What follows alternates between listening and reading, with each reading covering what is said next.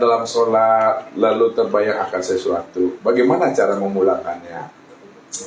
Di dalam pemahamannya, ibu kita semua sudah menyatakan dalam pandang hati kita, la maujud bil haqqi illallah.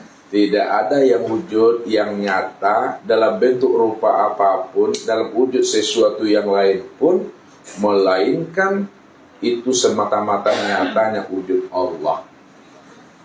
Ya, baik pada diri maupun di luar diri. Kalau kita sudah paham tidak ada yang wujud dalam bentuk rupa yang lain melainkan hanya Allah, karena Allah cuma yang mutlak akan dirinya semata-mata, maka ketika kita sholat teringat namanya anak, cucu, ya, teringat namanya makanan dan sebagainya. Lalu bagaimana cara memulangkannya? Cara memulangkannya, tetap pandanglah apa yang diingat tadi, apa yang terbetik, apa yang terbayang, apa yang terlintas dalam hati dan akal pikir. Pandang segala itu juga adalah bentuk lain daripada wujud nyatanya diri Allah tadi. Nah, dalam paham kita itu, kalaulah itu adalah bentuk lain daripada nyatanya wujud Allah, namun kesempurnaan wujud lain nyatanya wujud Allah secara sempurna itu tiada lain sempurna pada diri. Maka pulangkan semua yang terlintas, pulangkan semua yang terbetik, pulangkan semua yang terhayal dalam hati dan pikiran kita, kembalikan dia kepada satu wujud. Inilah kesempurnaannya. Kembalikan dia ke sini. Nah, ya, kalau kita dah kembalikan ke sini, insya Allah dia tidak akan memunculkan namanya dosa tadi itu. Kenapa? Pada saat kita terbayang ini tadi, kita mampu bahwa itu juga nyatanya wujud Allah, tidak berdosa kita. Yang membuat kita berdosa itu ketika kita tidak mampu memandang Allah dalam bentuk rupa yang lain, dalam bentuk wujud yang berbeda tadi itu. Sama begini mahamnya. Manusia ini kan selalu tertipu memandang bentuk dan rupa. Nah, ini Ustaz kasih namanya ilmu titik. Titik.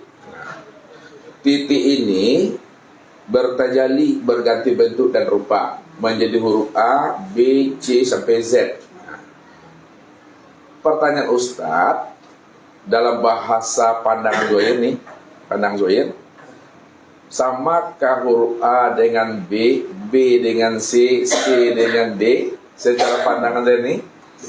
Sama atau tidak? Tidak sama. Tidak sama. Kenapa tidak sama? Karena beda bentuk dan rupanya. A begini, B begini, kan itu tidak sama dalam bentuk dan rupa. Kita nggak sama dia dalam pandangan Zohir nih. Namun dalam pandangan batin, pandangan hati atau ainul basyirah, samakah bentuk rupa A, B, C, D, Z itu dalam pandang hati? Sama. Sama. Kalau memang sama, di mana letak samanya, Bu? Karena dia dari titik. Itulah jawabannya tuh. Iya, huruf A itu sebenarnya nyatanya titik itu. Huruf B nyatanya titik, C juga nyatanya titik. Semua huruf itu adalah bentuk dan rupanya titik. Makanya ketika kita memandang huruf A sampai Z, yang terpandang itu adalah titik sebenarnya. Karena titik itu yang berganti bentuk dan rupa dalam bentuk wujud yang lainnya. Tapi kenapa semakin banyak titik menterjalikan dirinya kepada huruf A sampai Z, semakin tak nampak pula titik itu dalam pandangan kita. Karena kita selalu memandang bentuk dan rupa. Memandang Allah juga begitu. Allah sudah bertajalli dalam bentuk rupa yang berbeda. Allah bertahwil, kata Rasul. Allah sudah bertahwil. Tahwilnya Allah itu segala yang wujud.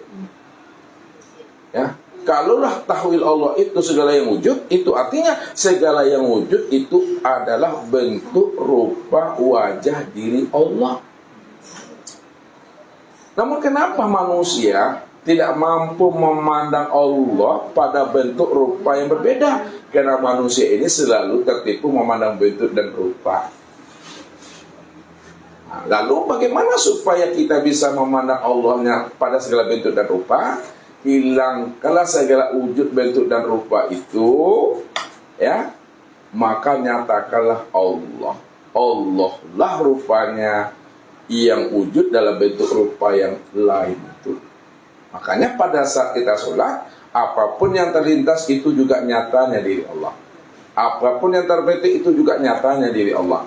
Apapun yang teringat itu juga nyatanya diri Allah. Namun kesempurnaan yang teringat, yang terbayang tadi itu, sempurnakan, pulangkan semuanya itu kepada diri. Jadi memandangnya kepada diri sendiri. Namun diri sendiri bukanlah nyatanya wujud diri kita, akan tetapi nyatanya wujud diri Allah.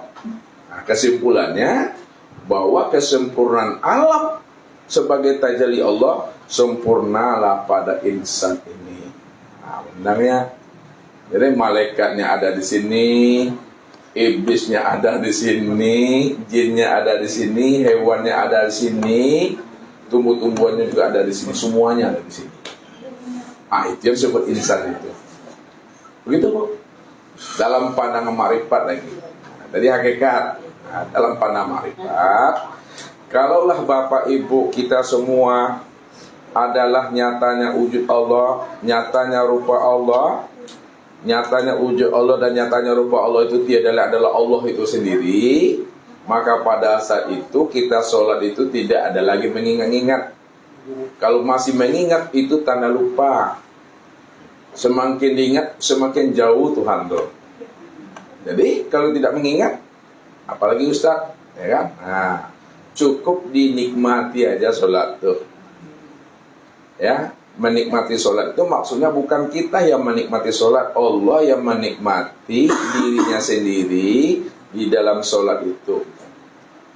Itu yang dikatakan oleh Allah kepada Muhammad, kif ya Muhammad ana rabbaka usolli. Berhentilah engkau yang mengaku, yang berdiri, yang ruku, i'tidal, sujud dan duduk dalam sholat Muhammad. Ana rabbaka, akulah Tuhanmu sebenarnya yang berdiri, ruku, sujud, duduk itu. Karena dirimu itu nyatanya aku. Maka yang katakan Muhammad kan ini dari dah. Tubuh ni ha. Yang zahirnya tubuh. Yang katakan Allah batin, nyata pada ruh tadi itu. Jadi kalau ruhnya udah berdiri, baru nampak tubuh itu berdiri. Kalau ruhnya rukuk, baru nampak tubuh itu rukuk. Tubuhnya Muhammad tadi itu, ya, yang Allah itulah yang nyatanya pada si ayat disebut rukuk. Janganlah engkau mengaku engkau yang berdiri, aku sebenarnya berdiri. Engkau itu cuma tempat memandang nyatanya aku. Itu mandangnya Bu. Jadi ketika itu nikmati sholatnya, Allah yang menikmati akan diseliri. Caranya gimana?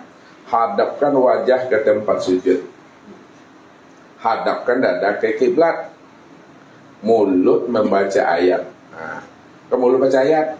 Telinga mendengarkan bacaan ayat yang dibaca oleh mulut. Akal pikir mengawasi dan mengontrol apa yang dibaca oleh mulut, apa yang didengar oleh telinga, dan apa yang diperbuat oleh anggota tubuh mulai dari takbir sampai salam. Sedangkan hatinya Bapak Ibu sudah hadir menyaksikan Allah pada diri sendiri, bahwa diri sendiri inilah katakan ainullah, nyatanya wujud Allah. Sedangkan rasa yang ada di dalam ruhani kita sudah menikmatinya. Jadi nikmat aja Allahu Akbar. Seperti itu. Dalam sholat lalu terbayang akan sesuatu.